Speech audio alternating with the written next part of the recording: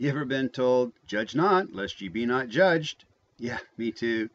And you know, the funny thing is, it's usually from people that don't even know the Bible, much less believe the Bible. But they love to spout that verse off, don't they? So it's probably going to come as a shock when I tell you that Jesus actually commands us to judge others. Yeah. Gospel of John, chapter 7, verse 24, Jesus says, judge not according to the appearance, but judge a righteous judgment. Now let's be honest. We all judge other people all the time. Jesus just commands us to judge righteously and not do it prejudiciously or hypocritically. So then what about that verse where it says judge not? Well, that's only half the story. So let's read the whole passage. It's in Matthew chapter 7, verses 1 through 5. I'm reading from the NIV. Do not judge, or you too will be judged. For in the same way you judge others, you will be judged. And with the same measure you use, it will be measured unto you. Why do you look at the speck of sawdust in your brother's eye and pay no attention to the plank in your own eye? How can you say to your brother, let me take that speck out of your eye, when all the time there's a plank in your own eye? You hypocrite, first take the plank out of your own eye, then you will see clearly to remove the speck from your brother's eye. Okay. Now notice, does that passage anywhere mention God? Or is it simply talking about our relationship with other people? So we see that in Matthew, Jesus commands us to judge others, just like he did in John chapter 7, verse 24.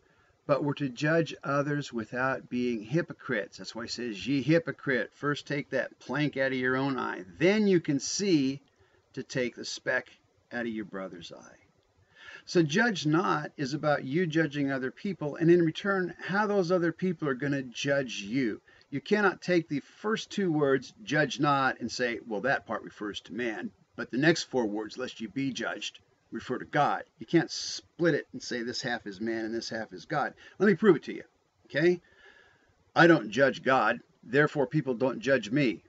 It doesn't work, does it? Likewise, you can't say, well, I don't judge people, therefore God cannot judge me. Well, that's simply making the claim that condoning evil and being void of judgment is a get-out-of-jail-free card. No, it's not.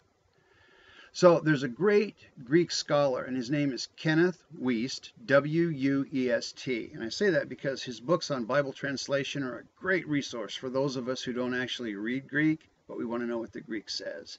Now, Kenneth Wuest translates Matthew 7:1 thusly, stop pronouncing censorious criticism, in order that ye may not be the object of censorious criticism. You ever known anybody that always had to run everybody else down? You can't do anything right. If I want something done, I'm going to have to do it myself. You're worthless. Somehow that sounds like my boss. Okay, so how do people judge that person?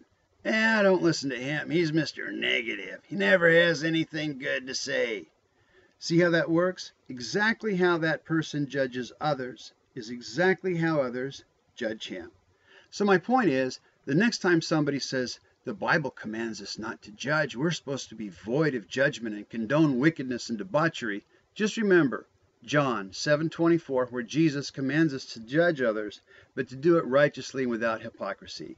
Judge not according to the appearance, but judge a righteous judgment.